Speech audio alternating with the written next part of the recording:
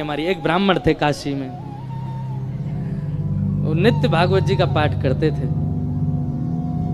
उनका और कोई काम नहीं, बस गंगा तट पर बैठ करके भागवत जी का पाठ करना।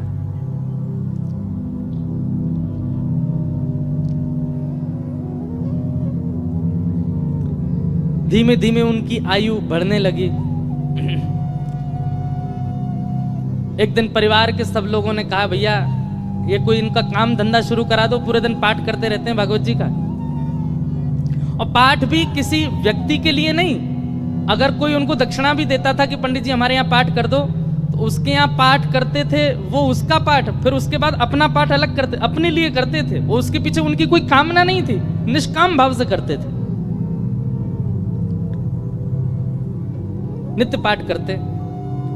एक दिन घर के लोगों ने सबने कहा कि इनका ब्याह कर दो, ये करते धरते तो कुछ है नहीं, पूरे दिन पाठ में ही लगे रहते हैं, इनका ब्याह कर दो, पत्नी घर आएगी, अकल ठिकाने आ जाएगी। और सब घर के लोगों ने वो ब्राह्मण देवता का ब्याह कर दिया। पत्नी आ गई, कुछ दिन बाद पत्नी को भी पता लगने लगा कि ये कोई काम धंधा नहीं करते हैं, पूरे दिन केवल भागवत जी का पाठ करते हैं। बहुत प्रयास किया, लेकिन उसके बाद वो भी हार गई कि ये करेंगे नहीं, कहीं काम नहीं कर सकते, ये तो भागवत जी में ही लगे रहेंगे। तो आपत्तिकालीन गृहिणी परीक्षा, हमारे शास्त्र आज्ञा करते हैं कि घर में आई हुई आपत्ति के समय घर की गृहिणी की परीक्षा होती है। क्षमा कीजिएगा, घर में आई हुई आपत्ति के समय यदि गृहिणी ही हाथ खड़े कर दे तो फिर आपको ब्रह्मा भी नहीं बचा सकते।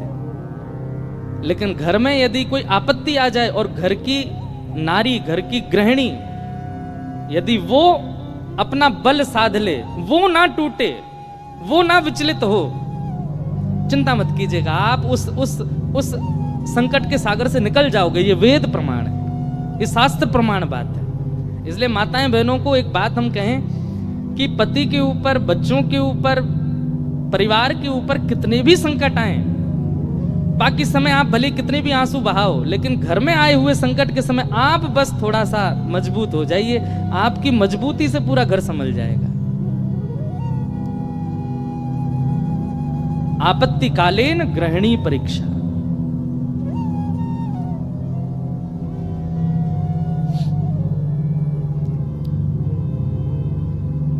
पत्नी ने सोचा कि ये तो कुछ करते नहीं है, आगे हमारा वंश बढ़ेगा, बच्चे होंगे, कैसे चलेगा परिवार। तो फिर उनकी ब्राह्मण देवता की पत्नी ने आज्ञा ली, बोले आपकी आज्ञा हो तो मैं कुछ करूं कार्य, देवी तुमको जैसा अच्छा लगे। भोजन बनाना बहुत अच्छा जानती थी, 3-4 घरों में उन्होंने काम ले लिया और वो जाती भोजन बनाती और उससे जो वेतन मिलता उसी से घर चलता था ब्राह्मण का। ब्राह्मण और प्रसन्न हो गए, बोले और बढ़िया, अब और कुछ नहीं करना पड़ेगा, भागवत जी में लगे रहो, पाठ करते रहो। अब इसमें कई लोग ब्राह्मण को कहीं आलसी मत समझिएगा, ये बहुत बहुत बड़ी बात हम आपको बताएंगे, वो अंत में उसका निचोड़ निकल के आएगा। 2-3 बालक भी उनके हो गए, चल रहा था घर। एक बार की बात, कुछ संतों का काशी में आगमन हुआ, संत आते रहते हैं काशी में, पर असमय में आना हुआ, बिना समय के संतों का आना हुआ।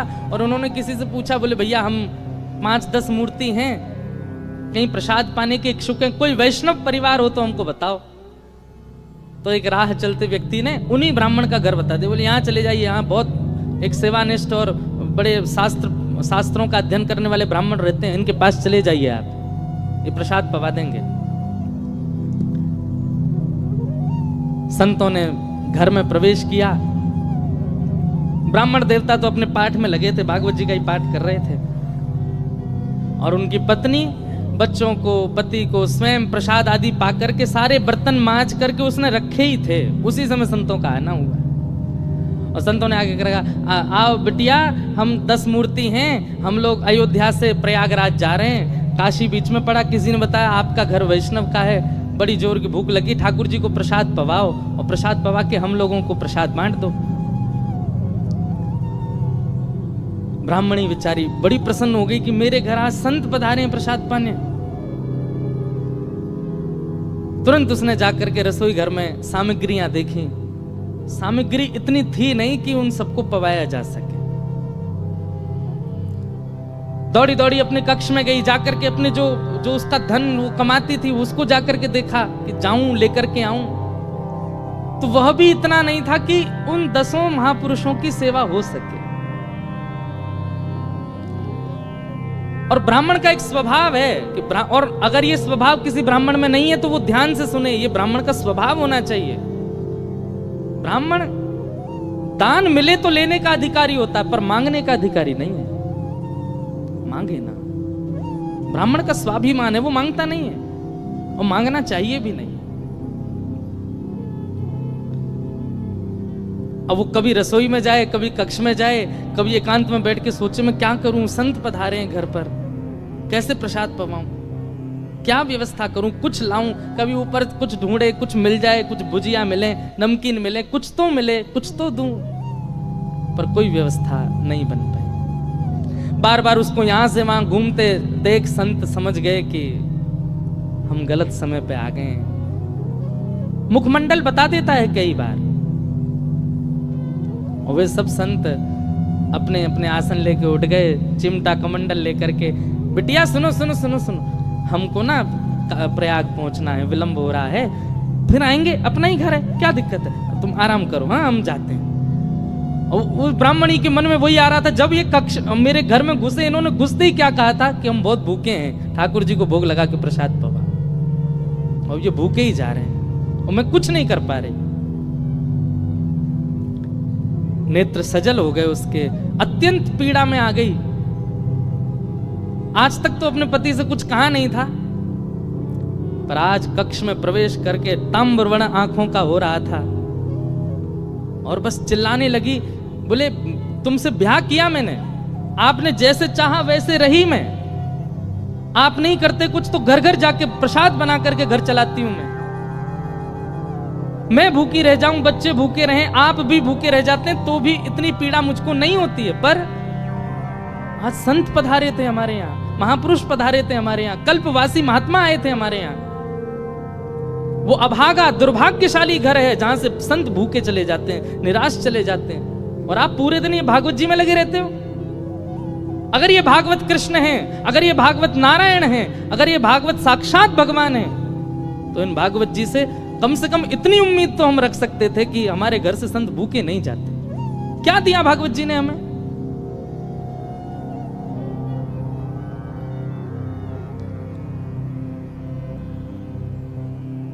ब्राह्मण बोले देखो तुम मुझे कुछ भी कह लो, पर तुम जानती नहीं हो ये साक्षात कृष्ण हैं। मैं क्यों बचपन से आज तक भागवत जी के उन्हीं 18,000 श्लोकों का मुझे कृष्ण दिखते हैं, मुझे लीला दिखती है, मुझे शामा शाम का नित्य विहार दिखता है भागवत जी में। इनके विषय में कुछ मत कहो। ब्राह्मणी को और गुस्सा आ गया, भागवत जी की पोथी उठा करके ब्राह्मण की गोद में पटक दी। बोले सुनिए, ये उठाइए भागवत जी और निकलिए, मैं अपना घर चला लूंगी, अपने बच्चों को पाल लूंगी। आप जिस समय भागवत जी को त्यागने का संकल्प ले लें तब लौट करके आइएगा। ब्राह्मण के नेत्र सजल हो गए, हृदय से लगा लिया भागवत जी को, निकल पड़े, घर से ही निकल गए और गंगा जी के तट पर जाकर के खूब रोए, खूब रुदन किया। हे भागवत महापुराण, हे साक्षात शब्दमय कृष्ण, मेरी अभागा पत्नी है, वो आपके रूप स्वरूप को भी पहचानती नहीं है, पर हे करुणा निधान आप कृपा करो। मैं कहूंगा भी तो भी वो अध्ययन नहीं करेगी, तो भी वो मुझसे कभी कथा नहीं सुनेगी, पर आप कृपा कीजिए और मेरी गृहिणी को अपने रूप का दर्शन करा दीजिए। हमारे ब्रज के श्री बिंदु जी महाराज, उनका ये भाव है, प्रबल प्रेम के पाले पड़कर हरि को नियम बदलते देखा, अपना मान टले टल जाए पर भक्त का मान न टलते देखा। इतने में ही नन्हे से कन्हैया, ऊंची धोती पहनी, घुटने घुटने तक, नीचे के पांव ठाकुर जी के दिखाई दे रहे हैं, उनमें सुंदर सुंदर कड़ूला पहने, कड़ूलान में भी छोटे छोटे घुंघरू लगे हैं, कमर में करधनी पहनी है, करधनी में भी छोटी छोटी घंटी लगी है, गले में सुंदर दो दो हार पहने हैं, हाथों में बाजूबंद, ऐसे हाथों में कड़ूला, और सिर पर एक स्वाफा बांध करके सांवले सलोने कमल नेत्र ठाकुर जी प्रकट हो गए काशी में। लेकिन ब्राह्मण को नहीं दिखे अभी, बस कहीं हो गए प्रकट।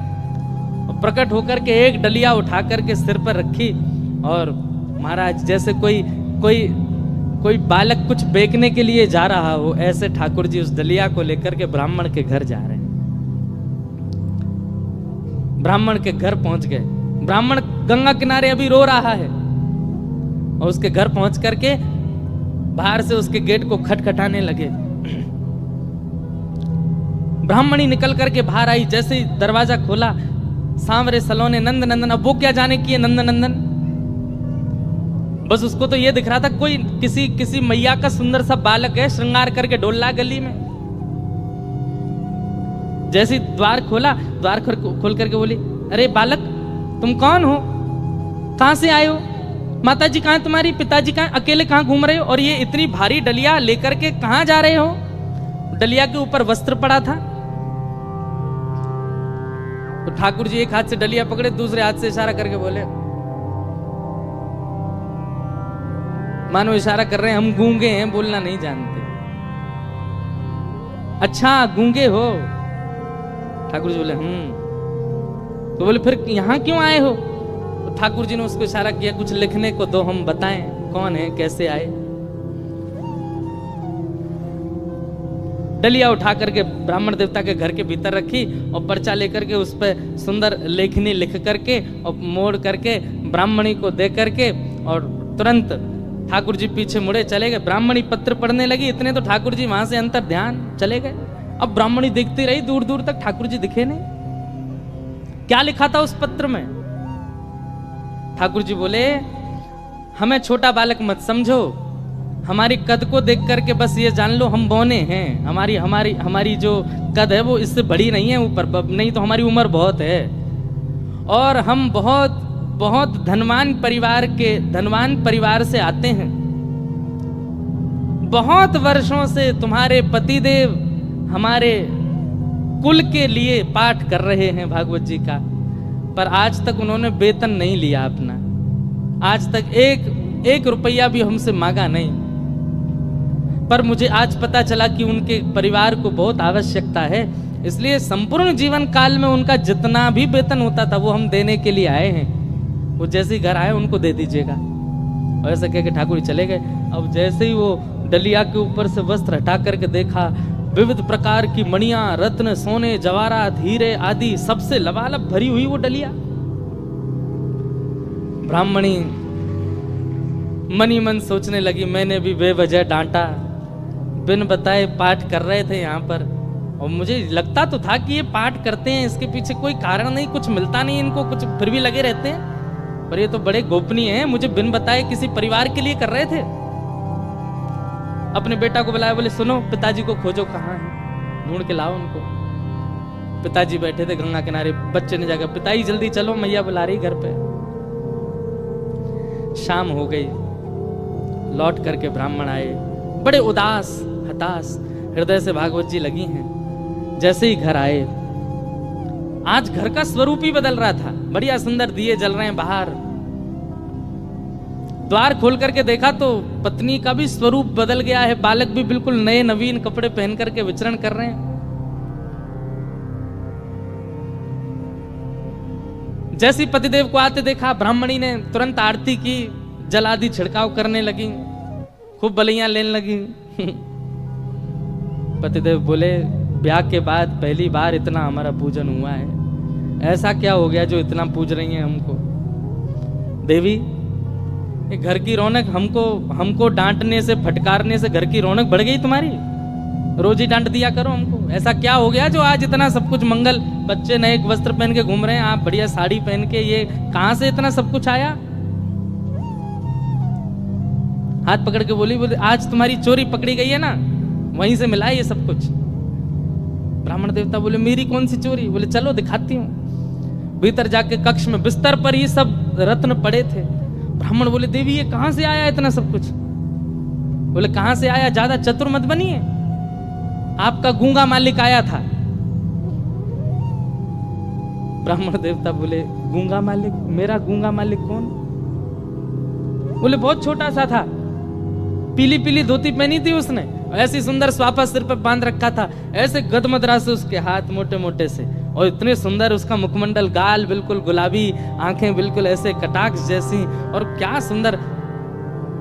ब्राह्मण देव बोले नाम नहीं पूछा, बोले इशारा किया उसने कि मैं गूंगा हूं। वो तुमको कैसे पता फिर मेरा? बोले वो लिख के देके गया। बोले कहां लिखा है दिखाओ। जैसे ही पृष्ठ पत्र वो उनके ब्राह्मण के हाथ में दिया, अक्षर सब अंतर ध्यान हो चुके थे। देवी यहां तो कुछ भी नहीं लिखा है। ब्राह्मण बोले दिखाओ। ब्राह्मणी ने देखा तो वहां कुछ भी नहीं था। ब्राह्मणी ब्राह्मण को देखे, ब्राह्मण ब्राह्मणी को देखे, बोले ये हुआ क्या है? ब्राह्मण ने कहा सही से बताओ रूप कैसा था? बोले श्याम वर्ण था, कमल नेत्र थे, अधर बड़े मधुर थे, हस्तकमल और सर्वांगीण अंग ऐसा था कि मैं अभी तक भी उस छवि को भूल नहीं पा रही हूं। एक अद्भुत सी सुगंधी आ रही थी जब वे आए थे घर पर, और बहुत देर तक तो मैं उनके रूप का ही चिंतन करती रही। ब्राह्मण देव ज्यों ज्यों रूप का वर्णन सुने त्यों त्यों नेत्रों से आंसू गिरते जाएं।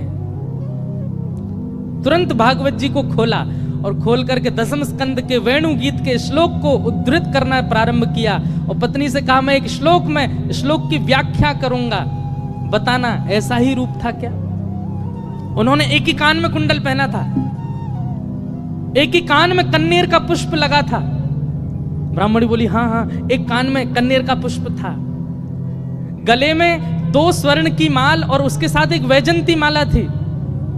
ब्राह्मणी बोली हाँ, उनके गले में वैजंती माला भी थी। पीतांबरी ऐसी चमक रही थी मानो सूर्य को भी लज्जा हो जाए। बोले हाँ, ऐसी ही उनकी पीतांबरी थी।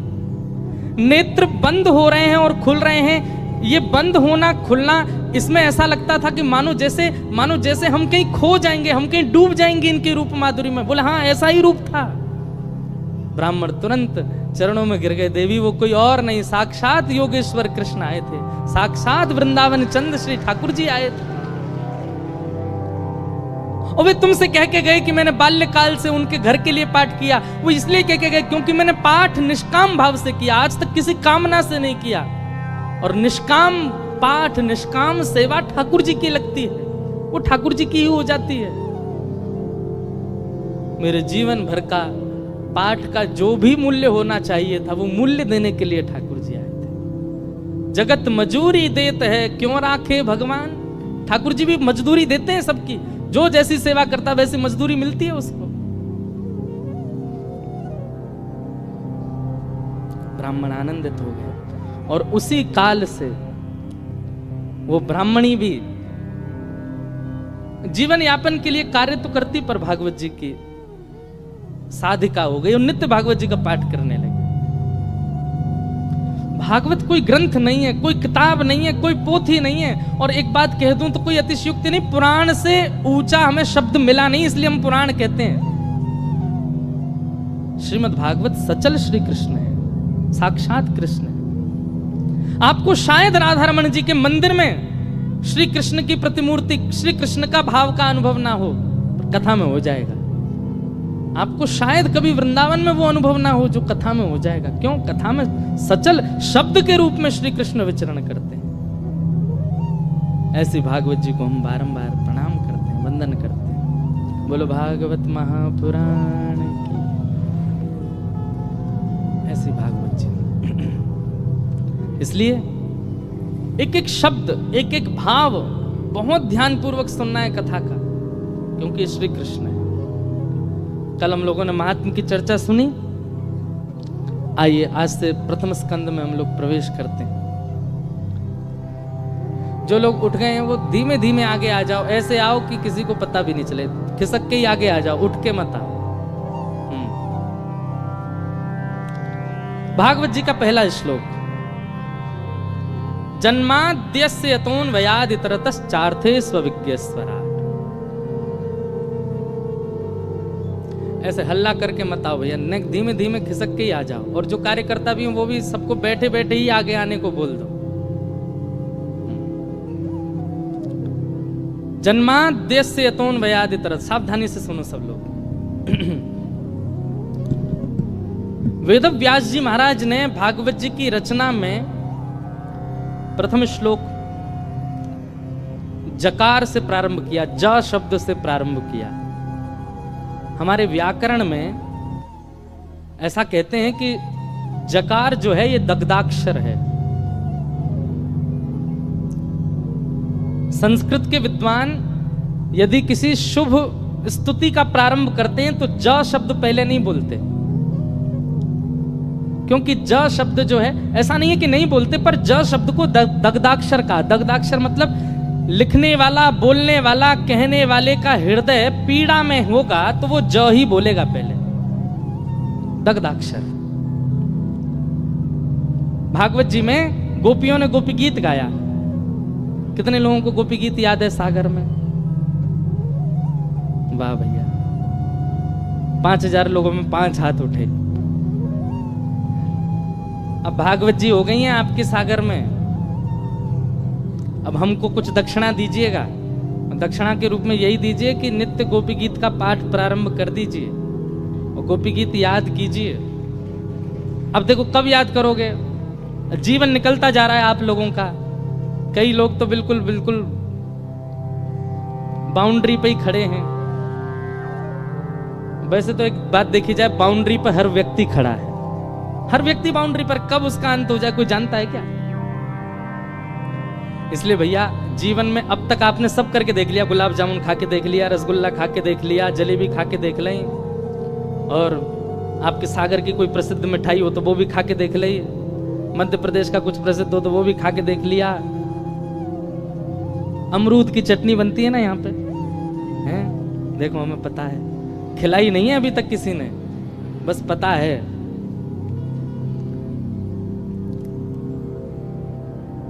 हम आए हैं दमोह, दमोह में कथा हुई थी कुछ वर्ष पहले, वो आयोजक भी आए हैं आज बेचारे कथा में, जो दमोह में कथा कराए थे।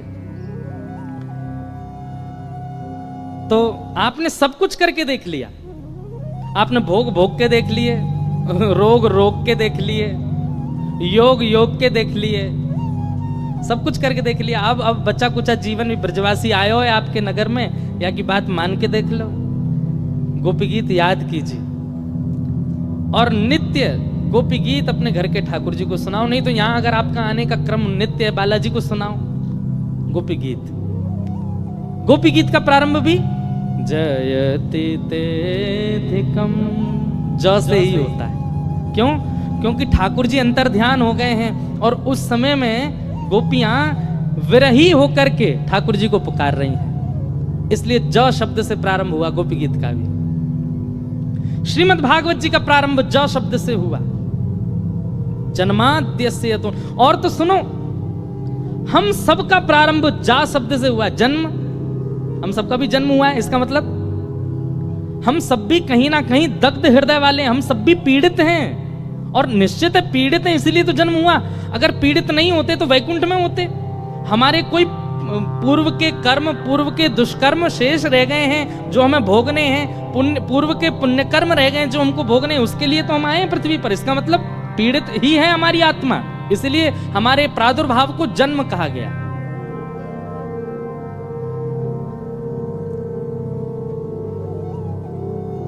तो ज शब्द से प्रारंभ संस्कृत के रूप में तब किया जाता है जब हृदय पीड़ा में। भागवत जी का प्रारंभ जकार से हुआ, हमारा प्रारंभ जकार से हुआ, गोपी गीत का प्रारंभ जकार से हुआ। हमारे वृंदावन में जाके पूरी दुनिया भी जकार ही कहती है, जय जय श्री राधे, सब जय ज से ही प्रारंभ करते हैं। इसीलिए पीड़ित है हृदय हमारा, और हम नहीं जानते होंगे, हमारी आत्मा जानती है। जन्म से हमारा प्रारंभ हुआ है, जन्म से ही भागवत जी का प्रारंभ हुआ है। भागवत जी का पहला शब्द ही जन्म है। जन्माद्यस्य यतोऽन्वयादितरतश्चार्थे स्वविज्ञस्वराट्। बहुत कठिन श्लोक है, मैं जितनी व्याख्या हो सकेगी करूंगा। जन्म से हमारा प्रारंभ, जन्म से ही भागवत जी का प्रारंभ। पर हमारा अंत हमको पता है। हमारा अंत क्या है? मृत्यु। क्या है? क्या है? मृत्यु। पर हमारा अंत मृत्यु नहीं होना चाहिए। हमारा विश्राम कहां होना चाहिए? तो भागवत जी का जो अंतिम श्लोक का विश्राम है वही हमारा विश्राम होना चाहिए। जब भागवत जी के पहले श्लोक का पहला शब्द हमारा प्रारंभ है, तो भागवत जी के अंतिम श्लोक का अंतिम शब्द हमारा विश्राम होना चाहिए। और विश्राम अंतिम श्लोक क्या भागवत जी का? नाम संकीर्तनम यस्य सर्व पाप प्रणाशनो प्रणामो दुख समनस्तम नमामि हरिम परम। अंतिम शब्द क्या है? हरिम परम। क्या है? हरिम परम। हमारा विश्राम मृत्यु नहीं है, हमारा विश्राम अर्थी नहीं है, हमारा विश्राम चिता नहीं है, हमारा विश्राम हरिम परम, हरि परमात्मा के श्री चरण, वही हमारा विश्राम। वहां हमारा ये त्रिवंश महाप्रभु बैठे हैं मंच पर, इनका विश्राम हरिम परम, श्री राधा वल्लभ जी के चरण। स्वामी श्री हरदास जी विराज रहे हैं, आपका विश्राम हरिम परम। यहां श्रीमद वल्लभाचार्य जी, इनका विश्राम हरिम परम। भक्तिमती मीराबाई, उनका विश्राम हरिम परम। गोस्वामी तुलसीदास जी महाराज, उनका विश्राम हरिम परम। कालिदास का विश्राम हरिम परम। हमारा विश्राम शमशान घाट। हमारा विश्राम हरिम परम क्यों नहीं है? आज लिख लीजिए, कथा सुनने का, कुंभ स्नान करने का, नाम जप करने का, तिलक लगाने का, संत जनों को प्रणाम करने का, पुण्य करने का एक ही उद्देश्य है, हरिम परम, हरिम परम की प्राप्ति होना। आपके उद्देश्य अनेक रहे हैं। कभी आपका उद्देश्य बहुत अच्छे कॉलेज में पढ़ने का था, कभी बहुत अच्छे स्कूल में जाने का था, बहुत धन कमाने का था, कोई गाड़ी खरीदने का था, किसी कन्या से ब्याह करने का था, किसी पुरुष से ब्याह करने का था, किसी पदवी को प्राप्त करने का था। पर अब आप कथा में बैठे हो और नियमित 7 दिन का संकल्प लेके बैठे हो, तो आपका उद्देश्य बाकी सब किनारे, हरिम परम, हरिम परम। और उस हरिम परम को प्राप्त करने के लिए जो जो आवे, चाहे उसके लिए मुझे अच्छी यूनिवर्सिटी में पढ़ना पड़े, अच्छे कॉलेज में जाना पड़े, खूब धन कमाना पड़े, अच्छा घर बनाना पड़े, पर सबके पीछे उद्देश्य क्या होना चाहिए? हरिम परम। यही कथा का उद्देश्य। आप विवाह भी इसी भाव से कर रहे हो कि पत्नी के सहित हरिम परम। बालक भी इसीलिए प्रकट हुए हैं घर में कि बालकों सहित हरिम परम। आप वकील भी इसीलिए बने हो, नेता भी इसीलिए बने हो, वाइस चांसलर भी इसीलिए बने हो, चार्टर्ड अकाउंटेंट भी इसीलिए बने हो कि हरिम परम, इसके माध्यम से भी, माध्यम सब बन जाएं पर उद्देश्य हरिम परम। आपको कुछ नहीं करना पड़ेगा, सब अपने आप, सब भक्ति में हो जाएगा। आपकी पढ़ाई भक्ति में हो जाएगी, आपकी इंजीनियरिंग भक्ति में हो जाएगी, आप नेता हैं, आपका नेता स्वरूप भक्ति में हो जाएगा, सब कुछ भक्ति में होता चला जाएगा। सब भक्ति में होने का मतलब सब पवित्र होता चला जाएगा। आपका विवाह पवित्र हो जाएगा, सब कुछ पवित्र हो जाएगा। उद्देश्य यदि श्यामा श्याम है तो, उद्देश्य यदि ठाकुर जी है तो सबसे प्राप्त क्या करना है? ठाकुर जी को, हरिम परम।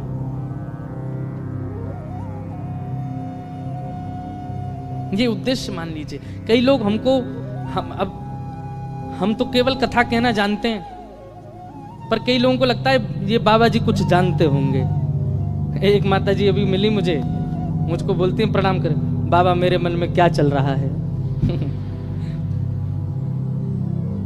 अब मैं अपने संग पंडित जी को देखूं, मैंने कि क्या बोलूं इनको, मैंने कि मैया हम वो वाले बाबा नहीं है, हम तो केवल कथा सुनाते। नहीं तिलक लगा रखा है आपने, हाँ धोती पहनी है। अरे भैया मैंने, हमसे केवल कथा कहनी आती है और कुछ नहीं। नहीं मेरे मन में क्या चल रहा है बताओ। फिर हमको 2-4 बातें तो पता ही हैं, वो सबके मन में होती हैं। मैंने कहा आप बहुत पीड़ा में हो। दुनिया आपके साथ अच्छा व्यवहार नहीं करती। आंखों से आंसू आने लगे मैया के, जय हो बाबा। अरे मैंने कि मैया राधे श्याम जपो, जीवन एक परीक्षा है। परीक्षा पत्र को देख करके घबराते तो सारे बालक हैं, पर जिसका अध्ययन, जिसका स्वाध्याय उचित होता है, तुरंत कलम उठा के लिखने लग जाता है, बढ़ता है आगे, सोचता है, विचार करता है, करने लगता है। और जिसका स्वाध्याय अच्छा नहीं है, वो इधर उधर ही देखता रहेगा, उसके में से देख लूं, यहाँ से देख लूं, वहां से। ठीक वैसे ही इस संसार में हमारी जो जीवन में आने वाली परिस्थितियां परीक्षा हैं। जिसका कथा रूपी, जिसका सत्संग रूपी स्वाध्याय अच्छा होगा, वो जीवन में आने वाली परीक्षा को पार करने लगेगा। और जिसके जीवन में सत्संग ही नहीं होगा, वो इधर उधर ही देखता रहेगा। मेरे जीवन में संकट आ गए, क्या करूं बाबा, मेरे मन में क्या बताओ। सत्संग बहुत बलवान है, आश्रय लेके तो देखो। उद्देश्य आपका क्या हो, हरिम परम, और कुछ नहीं। कृष्णदास अधिकारी जी ये पद गा रहे हैं, वो क्या कह रहे हैं, मेरे तो गिरधर ही गुणगान। उनकी जीवन की हर क्रिया केवल ठाकुर जी के लिए है। जैसे हम लोगों का स्वभाव क्या है, हम बाजार में जाते हैं, कोई अच्छा वस्त्र दिख जाए तो हमारे मन में क्या आता है, ये वस्त्र मैं पहनूंगा तो कैसे लगेंगे। सुंदर जलेबी दिख जाए, बढ़िया गरम गरम निकल रही है तवे से, कढ़ाई में से, तो हमारे मन में क्या आता है, मैं खाऊंगा तो मेरी जीभ को कैसा लगेगा। आभूषण देखते हैं तो ना हमारा चिंतन हो जाता है कि मेरे गले में कैसा लगेगा। या फिर हम अपना विचार करते हैं या अपने परिवारी जनों का विचार करते हैं। पर जिसका जन्म हरिम परम गति की ओर चला जाता है, जिसके जीवन की गति केवल हरि परमात्मा होते हैं, वो आंखों के आगे दिखने वाली हर सुंदर वस्तु को ठाकुर जी से जोड़ देता है। ये वस्त्र ठाकुर जी पे कैसा लगेगा, ये पुष्प ठाकुर जी के सामने कैसा लगेगा, ये व्यंजन जो बन रहा है, ये ठाकुर जी की सेवा में कितना बढ़िया पधराया जा सकता है। ये व्यक्ति इतना अच्छा गा रहा है, ये हमारे ठाकुर जी की सेवा करने आ जाए। ये इतना अच्छा नृत्य कर रहे हैं, ये हमारे ठाकुर जी को नृत्य दिखाने आ जाए। मतलब अपने मन को कोई वस्तु प्रिय नहीं लगती, हर वस्तु ठाकुर जी की सेवा में पहुंच जाए, ऐसी भावना चित्त में आने लग जाना, ये इस बात का प्रमाण है कि आप हरिम प्रिय, हरिम परम इस पथ पर, भक्ति पथ पर चल चुके हो। अब आपको प्रिय नहीं लगती है कोई वस्तु, अपने ठाकुर जी के लिए विचार करते हैं। और इसी उद्देश्य से कथा सुननी है कि हम हरिम परम हो जाएं। आप विश्वास मानेंगे, आपसे ज्यादा आनंद में कोई नहीं होगा, आपसे ज्यादा प्रसन्न कोई नहीं होगा संसार में। हरिम परम। तो जन्माद्यस्य यतोऽन्वयादितरतः, जिनका कभी जन्म नहीं होता, जिनकी कभी मृत्यु नहीं होती, जो जन्म और मृत्यु के चक्र से विलग हैं, लेकिन चाह जाएं तो ठाकुर जी का जन्म होता है। भगवान को जन्म लेने की आवश्यकता नहीं है, पर देवकी को सुख देने के लिए, कौशल्या जी को सुख देने के लिए वही प्रभु राम बनकर के, कृष्ण बनकर के आते हैं और 9 महीना बाकायदा बच्चों की तरह पेट में ही रहते हैं और फिर जन्म लेते हैं। उनको आवश्यकता नहीं है, पर कभी कभी प्रेम में इतने अधीन हो जाते हैं ठाकुर जी की, अधीन होकर के अपने प्रेमियों को वह सुख देते हैं। चार्थे स्वविज्ञ स्वराट, जो अविज्ञ है, अनविज्ञ नहीं। अविज्ञ किसको कहते हैं, जो सब जानता है, उसको अविज्ञ कहते हैं। संसार में केवल भगवान ऐसे हैं जो सब जानते हैं, बाकी इसीलिए उनका नाम भगवान है। जिसके पास धन की मात्रा बहुत ज्यादा उसको धनवान कहते हैं, बल की मात्रा ज्यादा बलवान कहते हैं, जिसके पास 6 भग हैं उसको भगवान कहते हैं। ठाकुर जी को भगवान क्यों कहते हैं पता है आपको? जिस व्यक्ति को 6 बातें पता हैं उसको भगवान कहते हैं। कौन कौन सी? उत्पत्ति प्रलयम चैव भूतानाम अगति गति वेत्तिम विद्याम अविद्याम च सवाच्यो भगवान इति। ये 6 बातें जो जानता है वो भगवान है। उत्पत्ति, पृथ्वी का उत्पत्ति दिवस कौन सा है, कौन से दिन पृथ्वी का निर्माण हुआ, कोई नहीं बता सकता। परमात्मा जो जानते हैं वही जानते हैं बस कि पृथ्वी कब बनी थी और इस पृथ्वी का प्रलय कब होगा, यह भी जो जानता है वही परमात्मा है बस। कई लोगों ने हल्ला किया 2012 में पृथ्वी खत्म हो जाएगी, 25 आ गया, अब कह रहे हैं 26-27 में चली जाएगी। और उसमें भी एक ग्रंथ का आश्रय सब लोग बोलते हैं कि उस ग्रंथ में ऐसा लिखा है। हम किसी ग्रंथ की, किसी किताब की निंदा नहीं कर रहे हैं, पर यह बात शास्त्र प्रमाण है कि पृथ्वी का प्रलय कब होगा ये दुनिया में सब प्रिडिक्ट करते रह जाएंगे, लेकिन किसी को पता नहीं चलेगा। इस प्रिडिक्शन में आपकी सारी विद्याएं फेल हो जाएंगी कि पृथ्वी का प्रलय कब होगा। उत्पत्ति और प्रलय केवल और केवल परमात्मा जानते हैं, वो किसी से शेयर भी नहीं करते इस बात को। केवल उन्हीं को पता है। तो ये दो बातें, और कौन सी दो बातें? भूतानाम अगति गति, हमारी गति और अगति, हमारी गति और दुर्गति जिसको पता है वो परमात्मा है।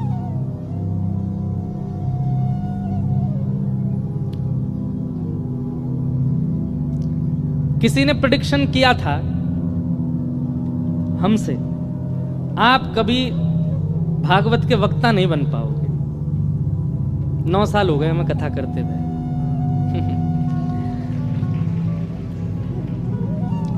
व्यक्ति की गति और अगति यह भी केवल परमात्मा जानते हैं। उसकी कहां गति होगी, कहां अगति दुर्गति होगी, ठाकुर जी को पता है। कई बार आपका इंफ्रास्ट्रक्चर बहुत अच्छा होता है लेकिन आप उस श्रेष्ठता को प्राप्त नहीं कर पाते, ठाकुर जी को पता है नहीं बन पाएगा। और कई बार आप झोंपड़ियों में रहने वाले बच्चे, दिया जला के पढ़ने वाले बच्चे आईएएस ऑफिसर भी बन जाते हैं। कहां किसकी गति और अगति है ये केवल ठाकुर जी को पता है।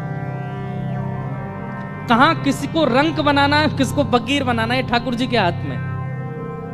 तो प्रलय और उत्पत्ति जो जानते हैं, गति और अगति जो जानते हैं, 4 हो गए। और विद्याम अविद्याम च, हमारी एक ब्राह्मण थे काशी में, वो नित्य भागवत जी का पाठ करते थे। उनका और कोई काम नहीं, बस गंगा तट पर बैठ करके भागवत जी का पाठ करना।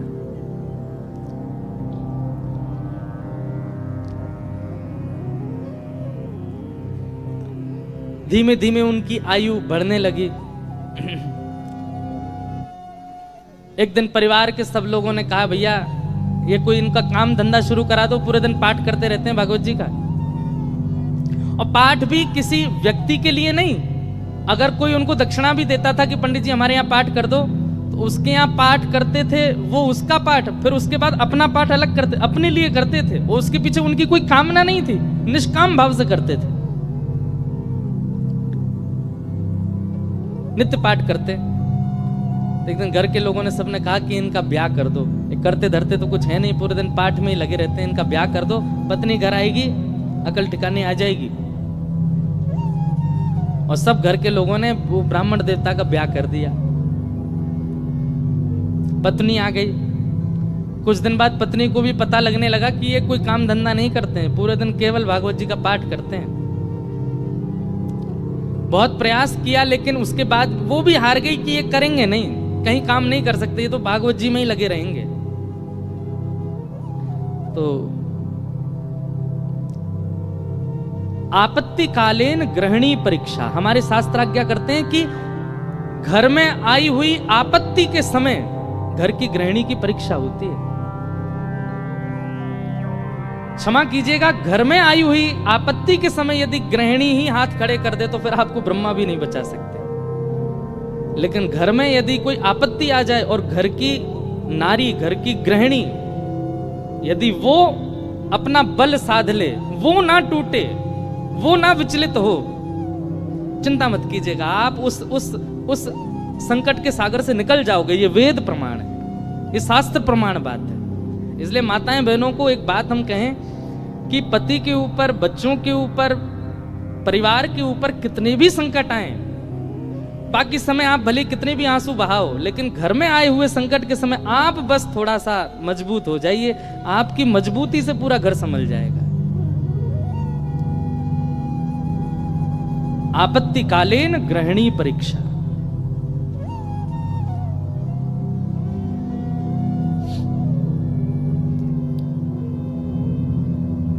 पत्नी ने सोचा कि ये तो कुछ करते नहीं है, आगे हमारा वंश बढ़ेगा, बच्चे होंगे, कैसे चलेगा परिवार। तो फिर उनकी ब्राह्मण देवता की पत्नी ने आज्ञा ली, बोले आपकी आज्ञा हो तो मैं कुछ करूं कार्य, देवी तुमको जैसा अच्छा लगे। भोजन बनाना बहुत अच्छा जानती थी, 3-4 घरों में उन्होंने काम ले लिया और वो जाती भोजन बनाती और उससे जो वेतन मिलता उसी से घर चलता था ब्राह्मण का।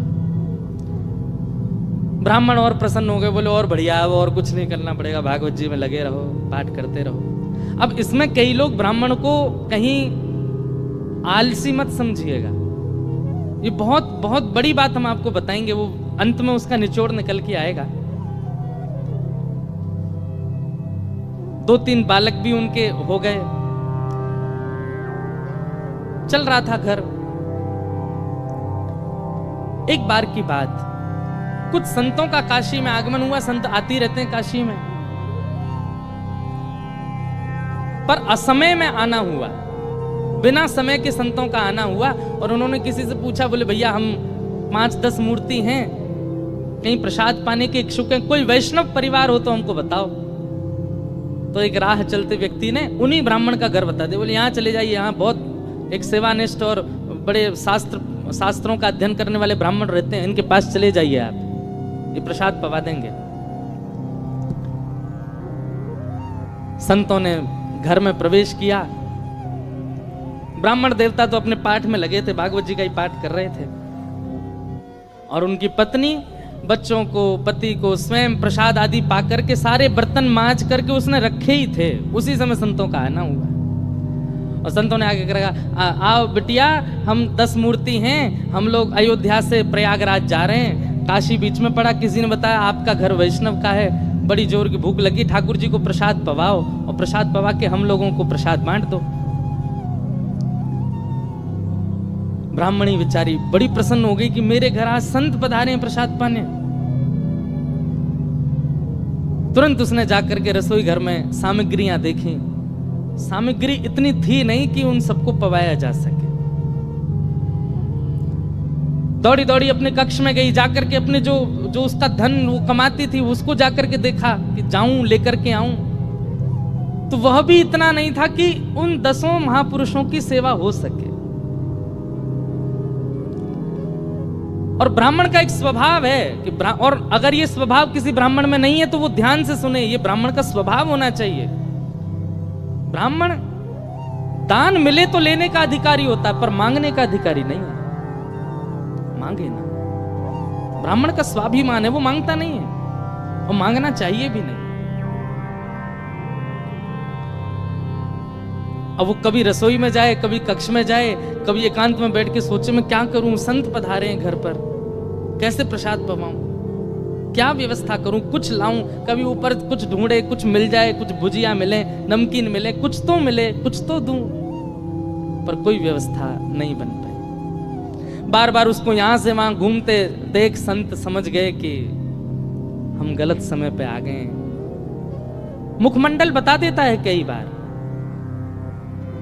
और वे सब संत अपने अपने आसन लेके उठ गए, चिमटा कमंडल लेकर के, बिटिया सुनो सुनो सुनो सुनो, हमको ना प्रयाग पहुंचना है, विलंब हो रहा है, फिर आएंगे, अपना ही घर है, क्या दिक्कत है, तुम आराम करो, हाँ हम जाते हैं।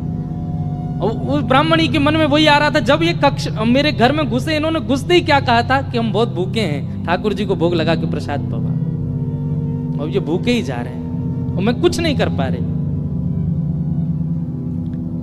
नेत्र सजल हो गए उसके, अत्यंत पीड़ा में आ गई। आज तक तो अपने पति से कुछ कहा नहीं था, पर आज कक्ष में प्रवेश करके ताम्रवर्ण आंखों का हो रहा था और बस चिल्लाने लगी, बोले तुमसे ब्याह किया मैंने, आपने जैसे चाहा वैसे रही मैं, आप नहीं करते कुछ तो घर घर जाके प्रसाद बना करके घर चलाती हूं मैं भूखी रह जाऊं, बच्चे भूखे रहें, आप भी भूखे रह जाते हैं तो भी इतनी पीड़ा मुझको नहीं होती है। पर आज संत पधारे थे हमारे यहाँ, महापुरुष पधारे थे हमारे यहाँ, कल्पवासी महात्मा आए थे हमारे यहाँ।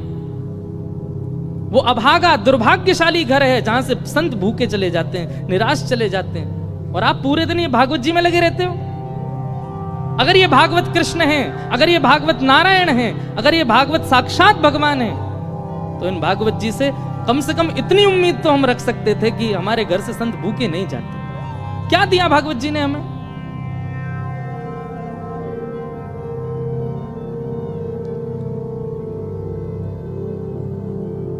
ब्राह्मण बोले, देखो तुम मुझे कुछ भी कह लो, पर तुम जानती नहीं हो ये साक्षात कृष्ण है। मैं क्यों बचपन से आज तक भागवत जी के उन्हीं 18,000 श्लोकों का मुझे कृष्ण दिखते हैं, मुझे लीला दिखती है, मुझे शामा शाम का नित्य विहार दिखता है भागवत जी में, इनके विषय में कुछ मत कहो। ब्राह्मणी को और गुस्सा आ गया, भागवत जी की पोथी उठा करके और ब्राह्मण की गोद में पटक दी। बोले सुनिए, ये उठाइए भागवत जी और निकलिए, मैं अपना घर चला लूंगी, अपने बच्चों को पाल लूंगी, आप जिस समय भागवत जी को त्यागने का संकल्प ले लें, तब लौट करके आइएगा। ब्राह्मण के नेत्र सजल हो गए, हृदय से लगा लिया भागवत जी को, निकल पड़े, घर से ही निकल गए और गंगा जी के तट पर जाकर के खूब रोए, खूब रोदन किया। हे भागवत महापुराण, हे साक्षात शब्दमय कृष्ण,